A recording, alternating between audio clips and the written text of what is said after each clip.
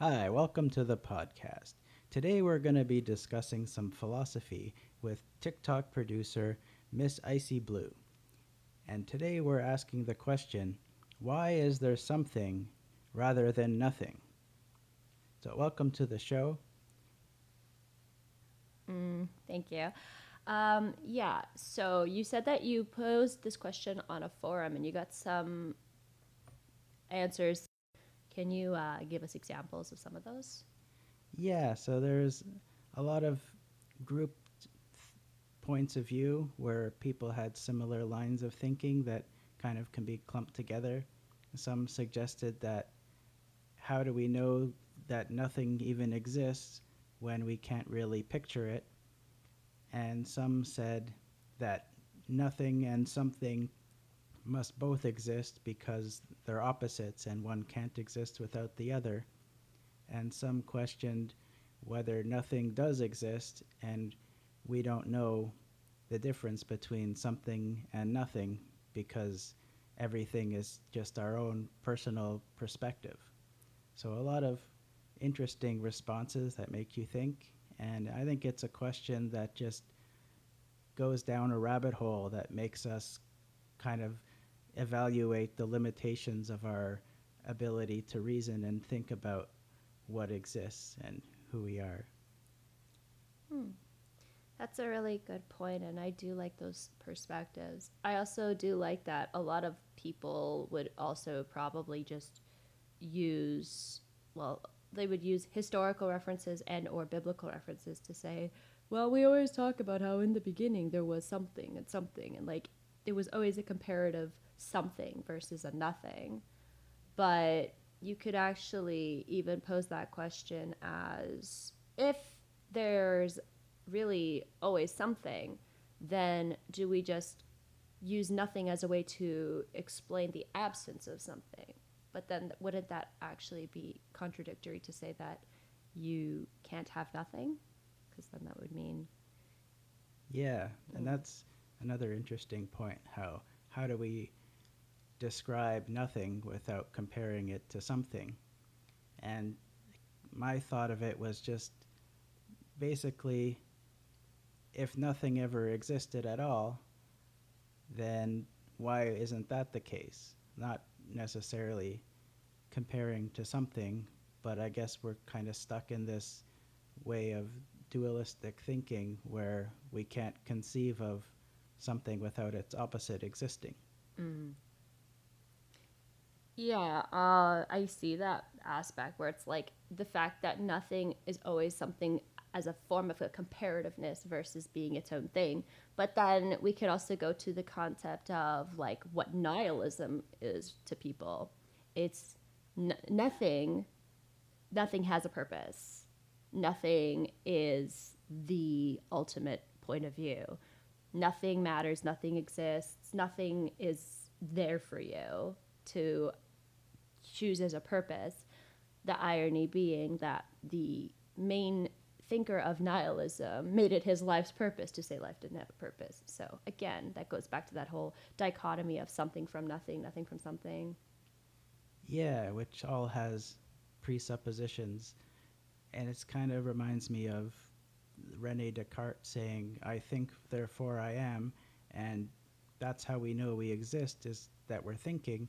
But then someone else said, what about when you're not thinking? Like you could also just not think sometimes, like with meditation, and we still exist when we aren't thinking. So we don't necessarily have to be thinking to exist. And in the same way, I feel about we don't have to have something to make nothing exist. Yeah, I mean, I think it's kind of ableist to say that you always are thinking of something because not all brains work the same. There are people who actually, at the end of the day, have to disassociate from their day and literally just empty their brain of all thought because it's overwhelming. And to fight a state of overwhelm, they clear their mind, like pressing Control Alt Delete on their tasks for the day. Hmm. So it kind of feels disingenuous to say that someone can always be thinking of something and not accounting for those who actually would prefer to think absolutely nothing at all. Yeah, and I feel like that where I get so overwhelmed where I start to dissociate, and that kind of is what leads me to the feeling of peace that I have when I think about nothing. Because when there's so much going on, it's kind of peaceful to imagine what if nothing was going on. Yeah, I totally agree. I mean, sometimes the end of the day, it's just fun to just shut off everything and I don't know, just stare at a TV screen, not even really pay attention to what the plot's saying, and just kind of melt into the background noise. Yeah, Cause yeah, I think a lot of people have that where there's something they can engage with or disassociate in some way so they are not thinking and just can be at peace with being.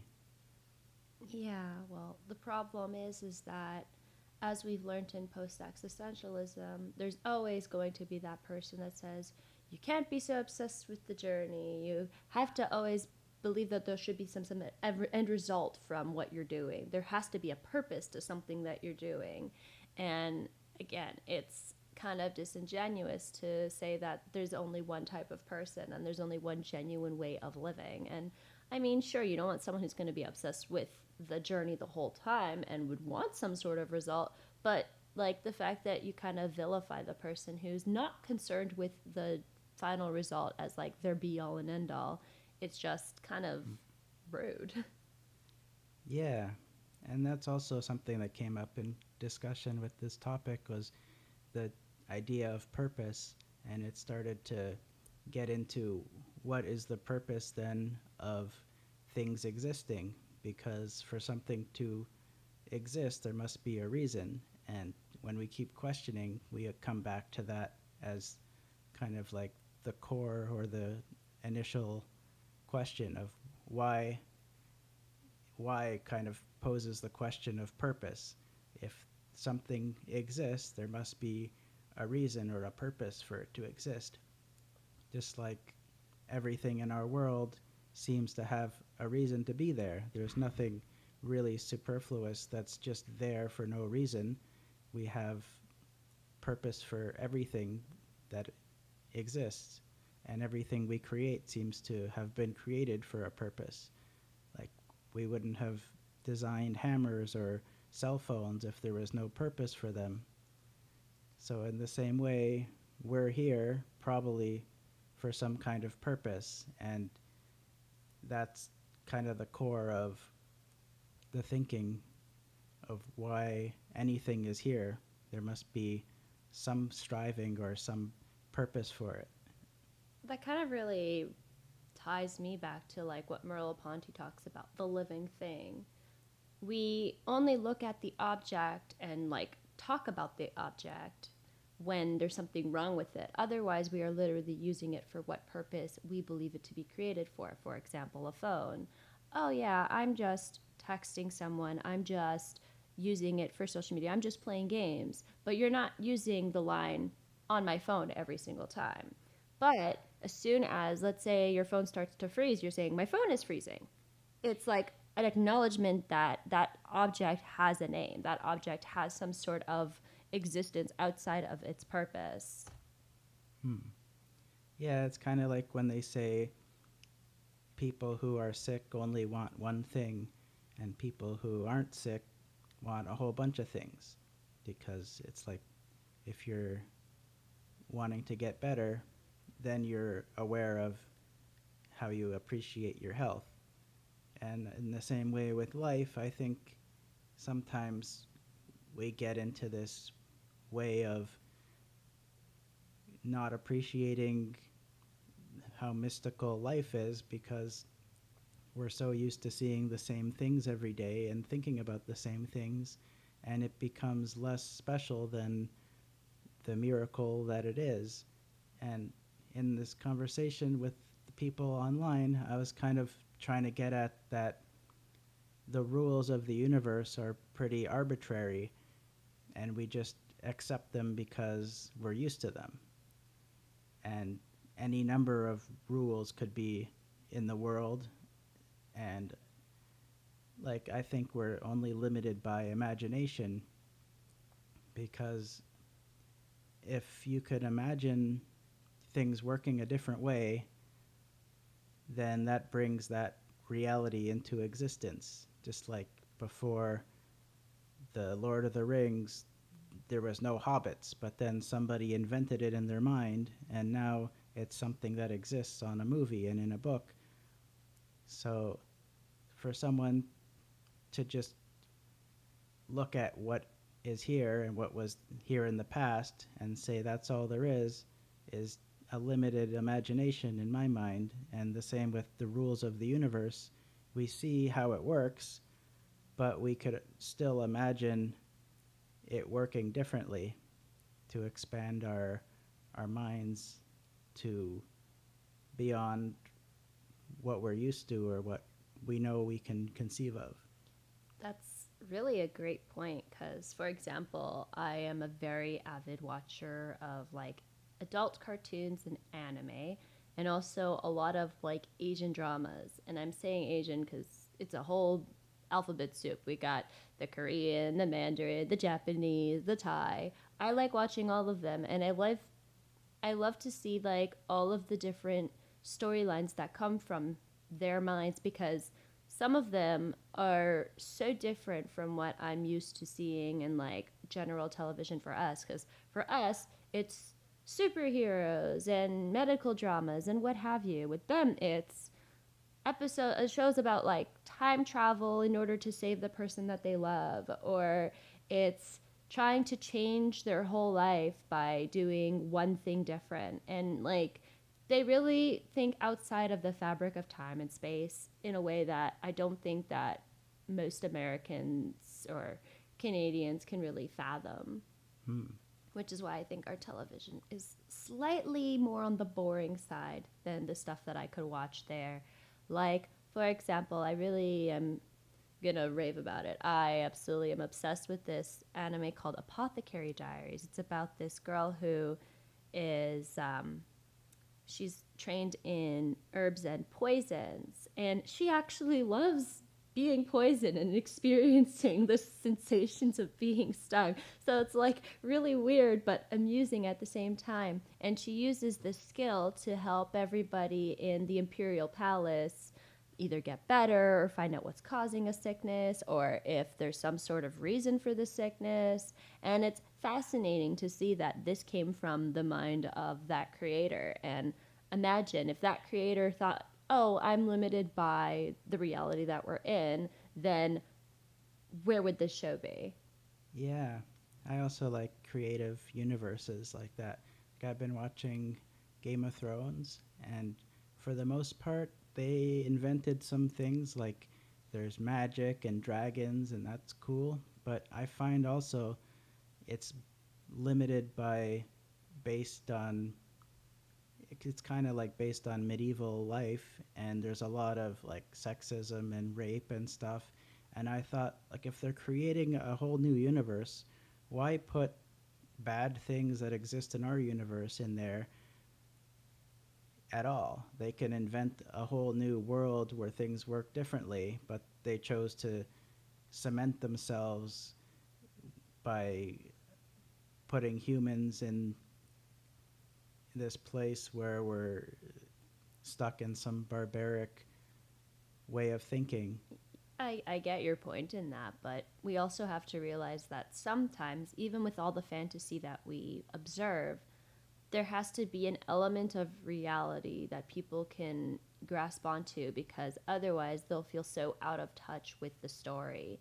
Like the one reason why Apothecary Diaries can connect, even though it's so out there, it's you're still seeing like feudal Japan where there are harems, like there are mistresses and concubines and all this stuff, and you're seeing their means of forming political ties through these concubines. And then you're also seeing this innocent looking girl who can taste poisons and be enjoying it for some weird thought, and then also is able to teach the concubines' ways of making the emperor happy. So it's like so out there, but you also have to have some sort of element of our reality and our historical accuracy as a way to say, yeah, this is something that happened and it is something that could be considered historical, but at the same time, we're going to add a fantasy element to it because, of course, you're not necessarily going to think of a female apothecary because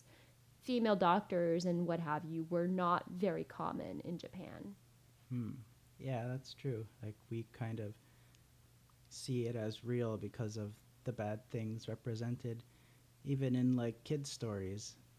I was reading the Dr. Seuss book, Oh, the Places You Go, and there's a lot of truth to that where he kind of lays out the real bad things that will happen, meeting bad people and bad things happening, but still being able to have a perspective of going to places where there's positivity and connecting with other positive individuals instead of getting bogged down by people that feel stuck.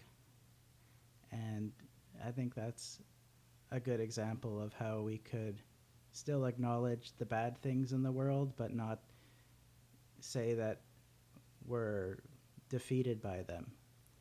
And that's kind of the story of a lot of superhero movies and stuff. They have a villain, which is, we see villains in the real world, and we're imagining that there are people that are super great and good people with powers to fight these villains. Right. And back to that whole point, I really like the Dark Knight version of the Joker for that very reason. Hmm. Because the example being the boat scene where he has the prisoners on one boat and the civilians on the other. And he says, if press the button or one of you will die or both of you will die. And then this big, giant, burly man in the prisoner side just takes the remote and tosses it into the water and says, why do we have to choose? And then when the Batman asks the Joker why he did what he did, he said, because I'm not the villain in this story. We could be our own villains or we could be our own determinators of evil because, for example, I can't be the evil villain without you being the hero. Hmm. Yeah, and also something that rings true with those villains is like you see people in this world that are similar to this Joker character who are like sociopathic and world leaders and people that are controlling and sadistic. And so we can see that portrayed as a clear villain on the screen. And it kind of begs the question, where's the real life Batman? But at the same time, as you ask, where's the real life Batman? The real life Batman, we would hope, is more focused on doing what he can to support the society with the money that he does have, like being able to create equitable access to different things versus the Batman who just goes and attacks villains because we don't necessarily have the villain who's blowing up everything in every aspect of the world. I mean, yeah, we do have war-torn places, but I don't think a Batman would be sufficient there because, again, you still have what human nature would determine as, like, the other, right? You have to say that there's going to be this othering that it'll be perpetuated by society where it's us versus them and they're the ones who are the perpetrators. They're the ones who are the villains. And by doing that, you're creating your own villain, you know, by othering others. And Yeah, that's yeah, true. like, if we're going to actually talk about villains that would be in the context of our world today, outside of like straight up like war criminals and stuff like that, we could talk about billionaires. They say that to be a billionaire means that you've had to have at least exploited a few people to get there because there's no such thing as an ethical billionaire. Yeah, I think that's something apparent to me. And just like looking at wealth in that way, you can see how there's people that make, let's say, 10 or 20 million dollars in their life, and then they stop, and that's all they need, and they live a nice, comfortable life and are happy. And then there's others that have this endless striving for power, and they have billions of dollars, and continue to want to make more money, which to me doesn't make sense, because what could they want in terms of lifestyle and having power in the world that costs more than billions of dollars? Like, why does someone with $100 billion need to go to work and make another $100 billion? Yeah, like to me, it's like the fact that people who work for Walmart, because I have spoken to many of them, they all live off of food stamps. They all have to have an employee discount, which I've seen is could be maybe $4 to $5 for every 30 or $40 spent, which is really, really sad. Like, why would you need to have food stamps for a company that's making billions of dollars a year in like profit? Mm-hmm. It's because you're profiting off of the backs of the people who are frontline, who are doing the job. And then you have all of these executives and what have you, and shareholders who sit on their ass all day and distribute money. And that's what they think they're doing to contribute to society. But then when, like in the whole political sphere, they were talking about this new law that Trudeau was putting out, this max capital gains thing. People didn't really understand what that meant. When he actually sat down and had a discussion with us as like general people, said capital gains is money that you earn from money that you invest in stocks, bonds, and what have you. It is not based on your general earnings off of your job. So that's saying that is the max amount that you can earn in investments before you have to pay taxes on it.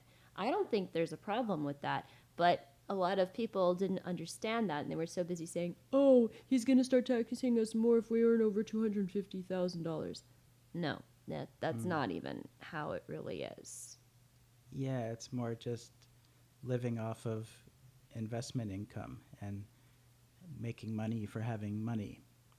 And that creates a whole stratosphere of wealth separation, which I see as very ridiculous, because if we don't all have the same opportunities, it's not fair for someone to work a lot, work a hard job to barely make money, and someone else can say they deserve to live off of interest because they inherited money or something.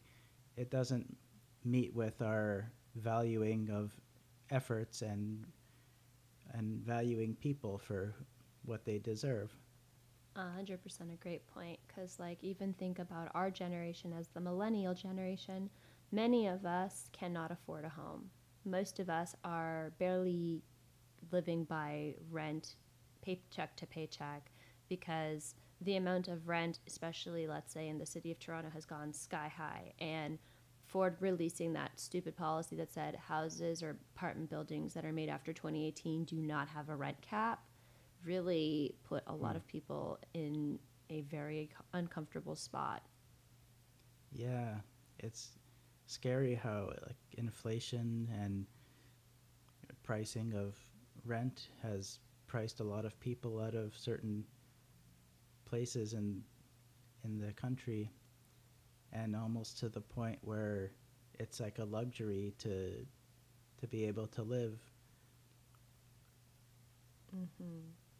I think that circles back to the whole topic of why is there needed for something rather than nothing. I think that this fear of having nothing is what drives a lot of these people to continually go and go and go and go and go, because they think that one day they'll have absolutely nothing, so they might as well get as much something as they can. Yeah, like it comes from a place of lack, and they're so afraid of going back to having less that they're constantly trying to achieve more and more so they don't feel empty. So rather than, we would say the reason why people can't really conceptualize nothing is because they fear nothing. They fear the concept that they will have nothing one day. But just as it says in How Much Land Does a Man Need, you can travel to the ends of the earth and back, but you'll still just end up when you are dead 6 feet by 6 feet in the ground. Yeah, that's a good way to think about it. It's there's always going to be inevitabilities like death and suffering in life. No matter how much money you have, you're going to have suffering and problems in your life. Nothing will solve that. So it's naive to think that you'll be happy once you have more money, or you'll be happy once you have someone in your life or a career you want or something to achieve, because at the end of the day it comes down to our perspective of, are we able to be happy with reality and make peace with what we experience, rather than trying to control things and expect that having more will make us feel fulfilled. Yeah. And the fact that we all have been trained to have this thought of just a little bit more money and I can afford a house, just a little bit more money and I could go out to eat in a fancy restaurant, just a little bit more money and I'll be able to do this for this and this for this.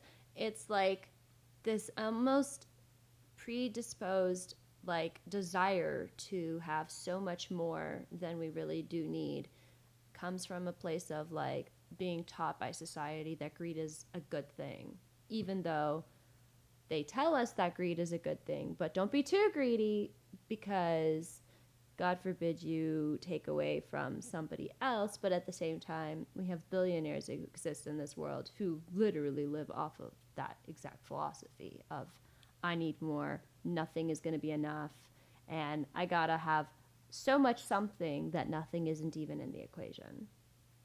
Yeah. So you think it comes from internal lacking in themselves, like they feel like they are nothing, so to overcompensate for that they must have so much outer something that they don't feel empty.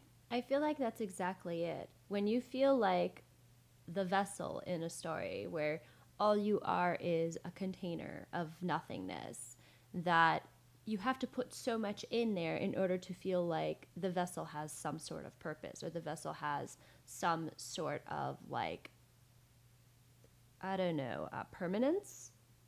Otherwise, it's just something that will collect dust. But in the end, we as humans are vessels of experience. And if we could appreciate the actual time spent and the experiences that we could have in our lives, maybe we could fill our jugs or our vessels with something substantial like love and appreciation for nature and loving friends and caring about others. I feel like we would have a much nice filling for that vessel rather than the gravel and the tar and all that other stuff that comes from being so obsessed with having something in there that you're just willing to put garbage. Yeah, and that kind of returns to like Eastern philosophy and meditation practices, where they talk about the idea of spaciousness and just having this space, allowing ourselves to have space inside of us instead of always needing to fill it. Like how we don't have to be full of thoughts to be happy. We can just think about nothing and be happy, or have a pure experience of our surroundings by letting the stimulus come to us in a pure form. And even more so, to expand the value of something small, like eating, which is something we biologically all do. It's something that we take for granted. And the fact that we have the ability to take a bite of something that we enjoy and savor it and just enjoy the sensation of the flavors on our tongues. Like, some of those small things are so unappreciated and taken for granted until you cannot taste anything. Like the people who were suffering during COVID with no ability to taste anything. Like, Yeah. imagine how much more once their taste buds were able to receive the signal of like flavor again, that they were just so happy to be able to taste something that didn't taste like liquid garbage. Yeah. And I try to appreciate the things because it makes me feel good. Like, since I've been able to buy my own groceries, and I appreciate every time that I have the ability to pick the things I want to have and have available food, because I know how in the world there's a large amount of hunger and starvation and lack of options for people. And so little things like having sustenance and safety and things are things I appreciate on a regular basis, because I'm aware of how much lack there is in the world. So in the same way, how coming back to the question, it makes me aware of how much abundance there is in the universe as compared to if there was nothing at all. Yeah, I feel like the appreciation of having enough to feel like you're not in an empty room is at least enough to say, but the room is spacious. We have a desk in here, we have a calendar in here, we have a table, we have a place where we can eat. But at the same time, oh, look at how much space we have. Yeah, and that's something I heard where a lot of times people have a lot of space in their home and they feel the need to fill it with things. And the more space they have, the more things they want to fill up.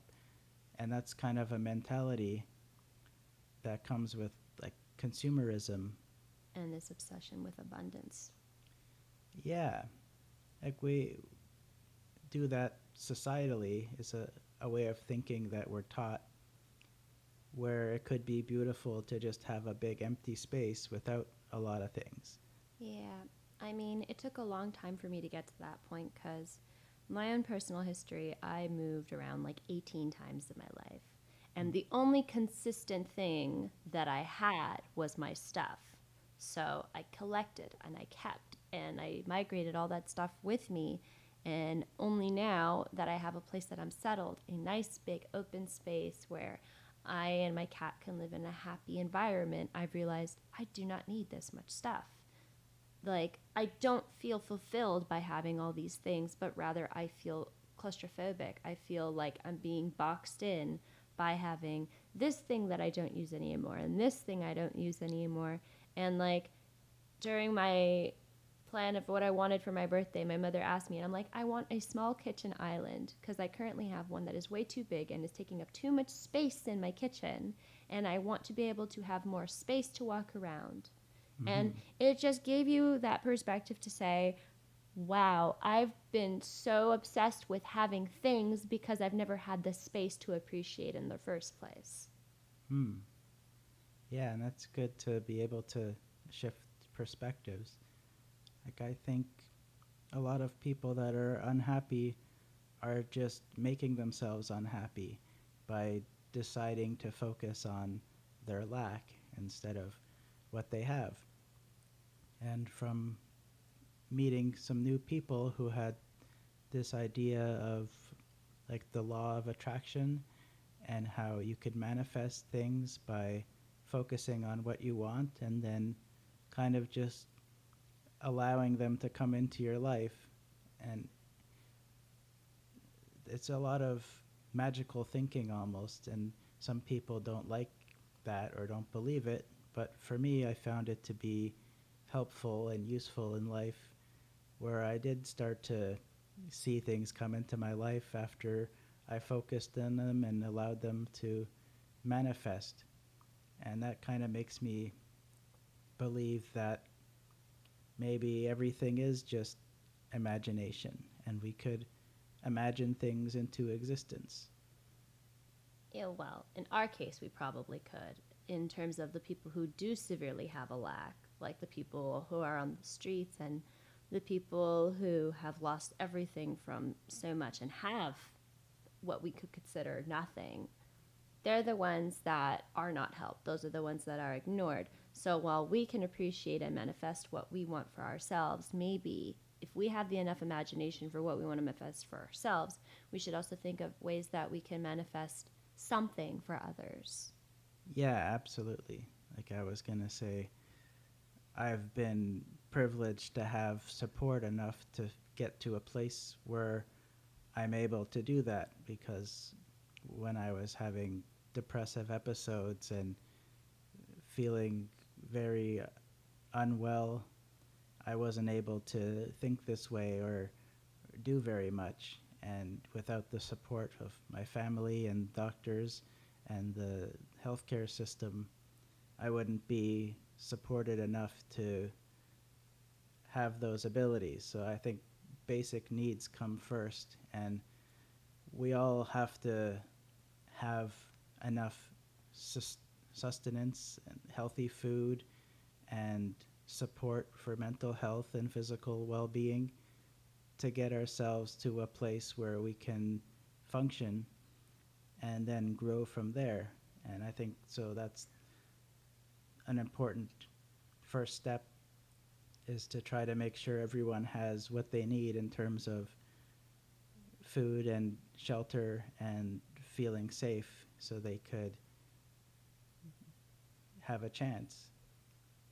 I agree. I mean, while we who've been very privileged to never have truly experienced homelessness, I mean, I have couch surfed and stuff like that, but I haven't had like visible on the streets homelessness because I was never ever put in that level of a position. Thank goodness.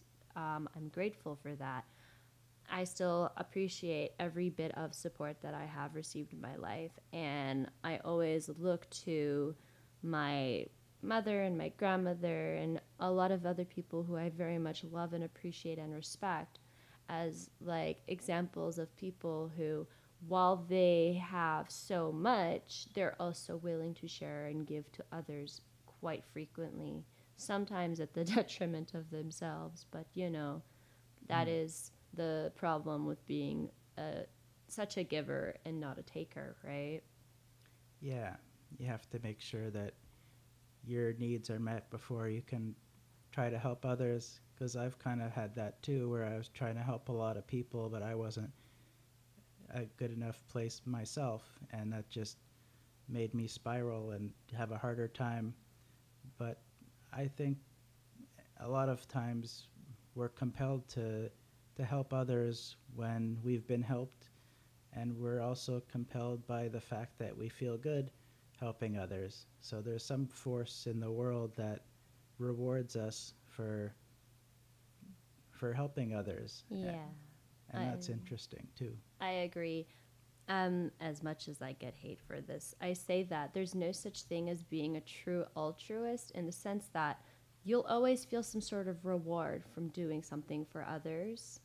And the randomness of society and life would probably be the only way that you could experience maybe a true form of altruism.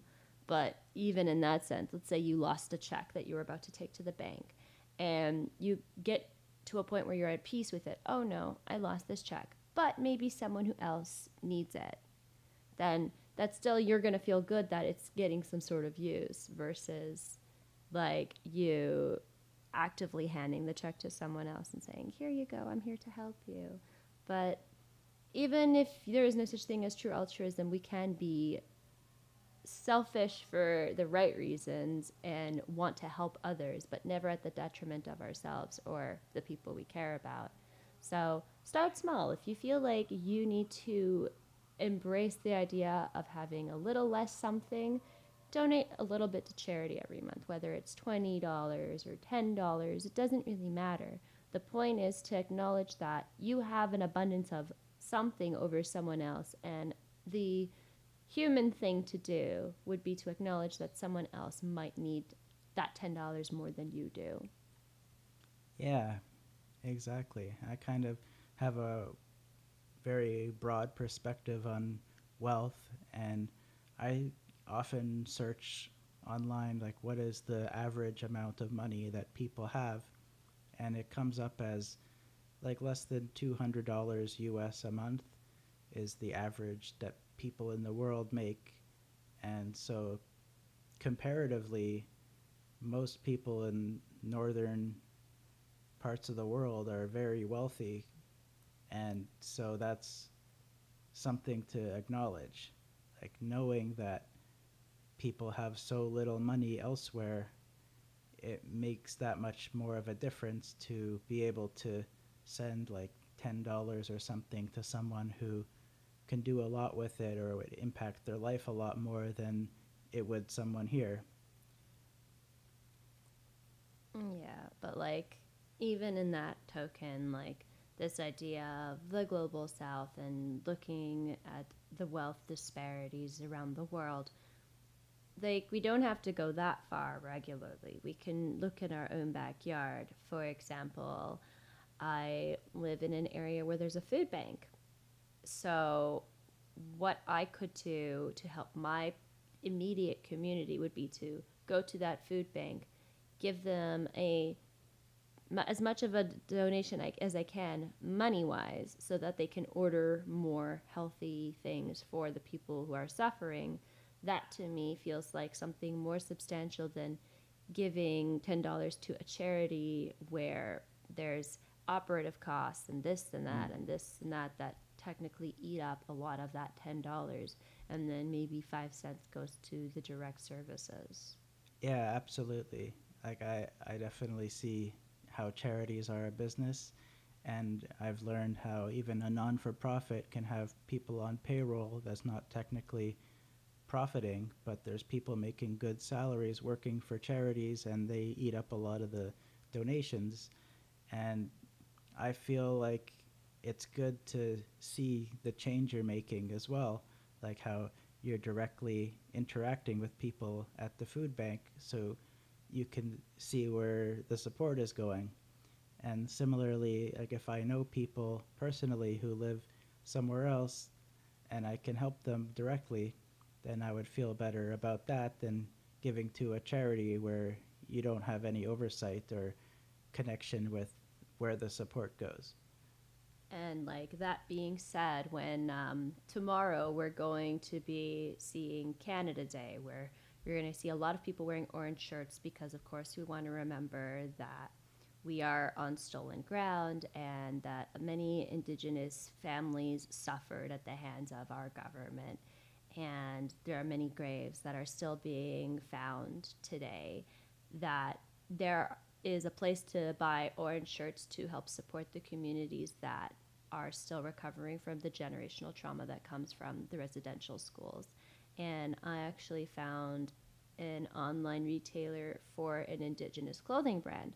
So I thought that was a way to support an Indigenous group without necessarily seeking out a particular charity and saying, hey, I'm going to support your artwork because I know that you're creating it as a way to spark a conversation in the community versus just doing it for charity's sake.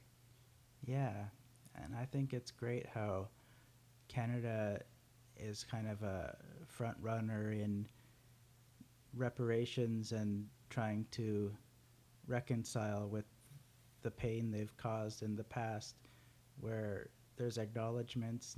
A lot of places within the government, I see land acknowledgments where we're constantly acknowledging the fact that the land we're on was owned by Aboriginals and taken at some point, and paying homage to the tribes that once owned it. And that helps to heal the the hurt from the past. And a lot of countries like Canada have a dark past that's washed over, and to look at it and say we acknowledge this was wrong and we're trying to make it right is a good step to healing. And it's a way of saying that some of the something that we have is not rightfully ours, and we should at least show appreciation and respect to those who had to give up that in order for us to have what we have. Because in the end, in order to have something like, let's say, a plot of land, we had to have taken it from someone else or bought it from someone else or even rented it from someone else. And to acknowledge that we're just grateful to have that, let's say, 12 by 12 bedroom that we can sleep in every night. Mm-hmm. If we're so lucky. Because some people are sleeping in shoe boxes in tiny little spaces. But the point is, we can appreciate the roof that we have over our head without needing to seek abundance. And once we get to that point and we appreciate the people who are constantly fighting for their right to their basic needs, then at least we're starting the conversation of how much do we really need in this world before we go, because in the end we are all going to just be bodies in the ground, as dark as that sounds. Yeah. Well, in some respects, that's comforting that we will die one day because, living forever is not a great thought either. It's kind of scary. And having a purpose, I think, helps me with reconciling with that kind of overwhelming thought to feel like if I'm here for a reason that's meaningful, then I can feel good. Like if I'm able to do something to help connect with people in the world and feel a genuine connection and help someone and feel that loving connection, I think that's the ultimate in satisfaction and fulfillment, being able to connect with others. Yeah. Having the connection with others and then also being able to have your basic needs met and still be able to feel like you're in a life of abundance is a very big blessing in itself. And the fact that we have such a disparity of wealth around the world is part of the reason why we have to talk about this idea of embracing what nothing really means, because if we can be comfortable with having enough nothing that other people can have something, that is just the first step in acknowledging like that greed was something that we have hardwired into our society and how we need to deprogram ourselves. Yeah, and I think that's definitely possible just in opening our minds to those possibilities. Like I had this idea that's kind of uh, idealistic, but the fact that just presenting the opportunity to people who are very wealthy and say, hey, you have $100 million. This guy is living on the street. How come? Why don't you give him $1,000? He'd be so happy. And just to help connect people like that, and they'd feel the real appreciation and connection. And I'm sure it would be very mutually beneficial. The rich person might feel really good about it, and the person who needed money would be happy, and they'd be able to be friends. And that's, if there's more connections like that, it would solve a lot of issues. I mean, it is a little bit idealistic, but I still think it's a beautiful thought that we could actually encourage those who do have abundance to like meet firsthand the people who need the help. There's a man, I think he was in New Brunswick.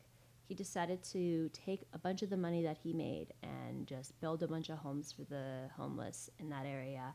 And I thought that was very beautiful, because if someone who's making maybe $100 million is able to say, you know what, I'm going to take what I earn and I'm going to put it back into the community and build homes for people who don't have them. I think that's a part of knowing the abundance that you have so that you can expand on the something that other people will receive. Yeah, and see, that's like the example of the real life Batman. He's doing something heroic with his money to help people. So he's like a hero in the real world. Not all heroes have capes. Yeah. So we have good examples that we can focus on of people doing these things, and it's great when we focus on that instead of all the bad in the world, which we can get consumed with. But when we focus on people like that and good deeds, then it helps us see the hope in humanity and how there's a lot of goodness out there. But it goes back to the Descartes, I think, therefore I am, the dichotomy that exists. While we do have to acknowledge the good in the world, we also have to not ignore the bad. We have to appreciate that we're not that far deep in the bad, and rather that we could help bring others out of the bad. Like, supporting people around the world who are suffering from terrorism, war, and all that stuff. Like, that to me is saying that we can live a positive way of thinking and a positive point of view and how we want to approach life, but then acknowledging that we are blessed with the positivity that we're able to have access to and that we want to bless that upon other people. Yeah, and that kind of speaks to the idea that a lot of philosophers were pretty privileged in the way that they had the time to think about things and they weren't directly involved in wars and poverty. Well, some weren't. We're not going to talk about Heidegger because his obsession with the fact that we were all going to die basically made him say that, well, if life has no purpose and I'm going to die anyway, I'm just going to help speed the death along, and then became a part of the Nazi regime. So you got to pay attention to some of the philosophers were great people who came up with great thoughts, and some of them carried on with great lives and were able to do a lot for others. But then at the same token, those who brought in some very interesting philosophical thoughts had the privilege to then say, well, if I have nothing of permanence and I'm going to die anyway, I can just do this with no conscience and be totally okay with it. Yeah, kind of like how Nietzsche's philosophies ended up being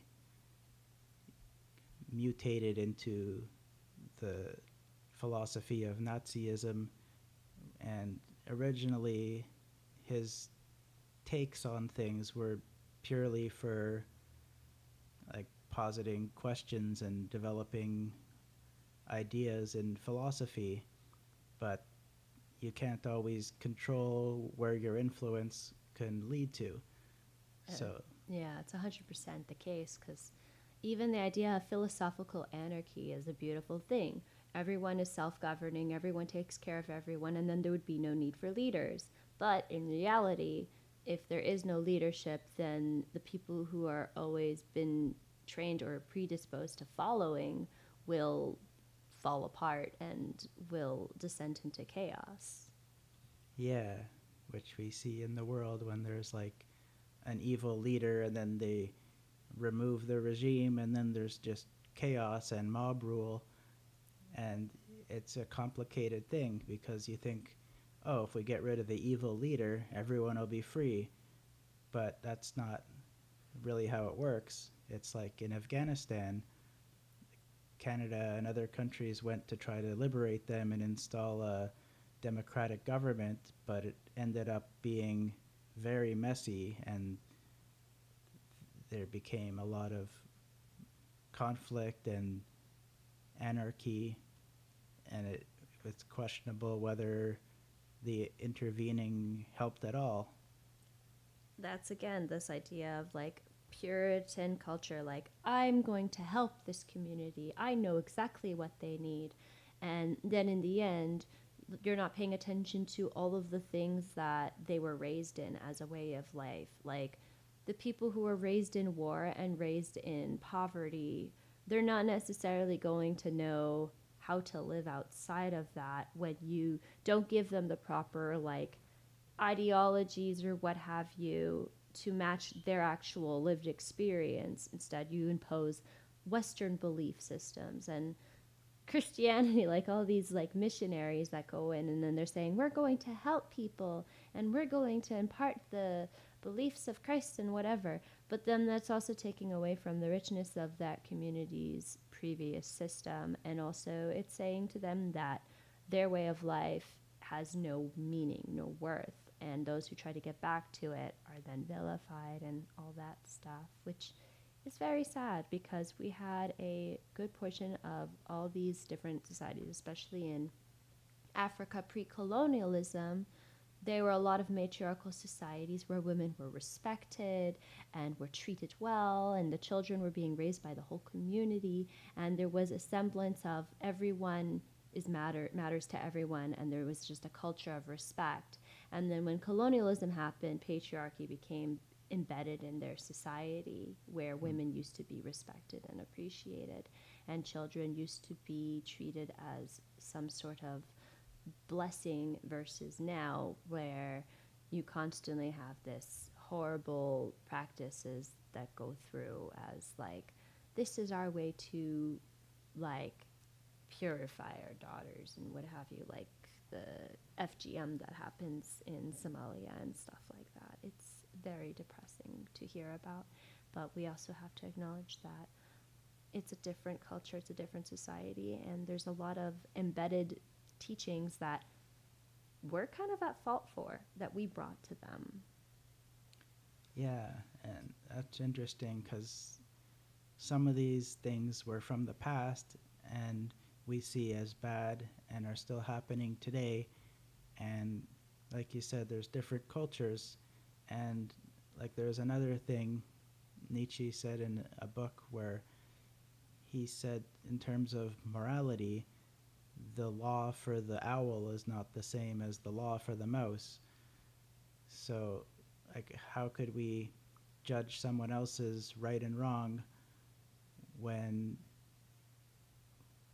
they're different? Like, in some places, it's seen as okay for vast age differences in partners that would be like pedophilia here, and we condemn those in those countries.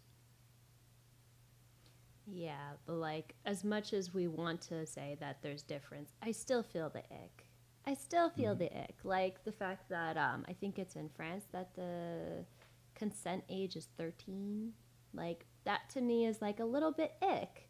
And also these young marriages, I don't necessarily think like even from a perspective of us versus them, it's okay because in the end, even young women or young girls who are like 11 or 12 years old don't have the mental capacity to be able to know what they want in their life and to be able to do the things that they're doing by becoming young child brides. So, Yeah, I think that's the problem is there's a power dynamic that is problematic, and you could say that about a lot of things, and it's our morality that we developed in our culture to establish that it's wrong to be with people of a certain age, and whether it's seen as okay in other countries is just a cultural thing, or if they're backwards and they haven't acknowledged certain morals yet mm, is kind of hard to say because we're under the lens of our societal moralities. It just feels like, in general, we should have people who are developed enough to make their own decisions and not be forced into some kind of a relationship when they're not developed. well, again, the idea to say that instead of necessarily like understanding or trying to come from a place of understanding with these things, we could say that we would hope to live in a world where my rights are my rights, but I also have responsibilities on top of those rights. And my responsibility is not to infringe on another person's rights as long as they're not infringing on someone else's. So, that idea of, for example, the child marriage. You have a right to marry who you want to, but you have a responsibility to make sure that that person is understanding of the situation they're getting into. And you have a responsibility to make sure that you are not using the power dynamic, let's say, of age to make that person feel that they're almost beholden to you to get married. Yeah, which is like there's so many of these controlling dynamics where it comes out of places of desperation where we have like child soldiers and things of that nature, child slavery in some countries. Like here in North America, we largely rely on China for production and manufacturing, and their human rights history is atrocious by our standards, and yet we do business with them and profit from doing business with them and enable these types of dynamics to happen. But then in the end, we know that they have a history of it. We do too. Like, North America has a history of child labor. And in fact, some places are trying to bring down the age of consent, not just for means like the physical means, it's also the right to work or the right to have to do labor. Because in the end, while there are good leaders who want children to just be kids, there are other leaders that know that because they're willing to be paid less, it'll benefit society as a whole, that they could exploit children in that manner. Yeah, so that's why it's complicated, because And the prison system too. yeah, like we see it as wrong, but here we are living a more privileged life, and perhaps if there was laws against child labor, the whole economy and society would fall apart, because things are predicated on that being the way it works. We just kind of shrug our shoulders and say exploitation's just a part of life, and shrug and just like, yeah, it's like, what can we do? Yeah, but I always think there's some progressive solutions where, just like how technology has allowed us to do a lot, and in that sense, if somebody is only useful for their manual labor and a machine comes along to replace that labor, it's not necessarily bad for the workers. It just displaces them to a new type of work that's probably better for them. Like if we have less humans working plows in the field because we have tractors, then those people are freed up to do less dangerous work. And there's always going to be some need for human workers. It's just a matter of what type of work. Like now there's a lot more people in China working on liking TikTok videos or something, or click farms and stuff, and that's probably better work than physical work that is now done by machines. So there's progress in that way.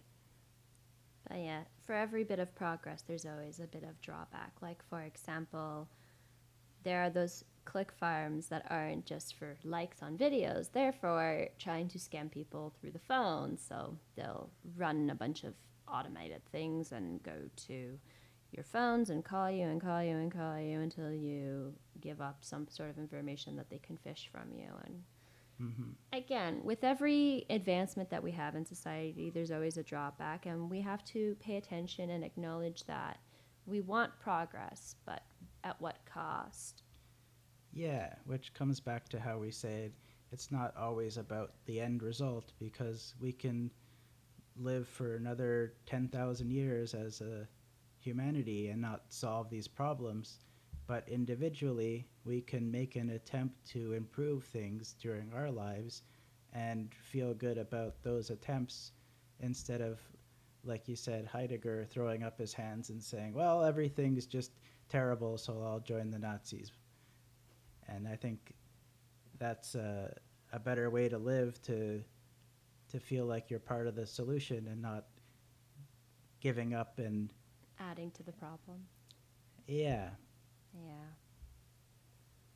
But again, we just have to acknowledge that our version of something might be someone's version of nothing.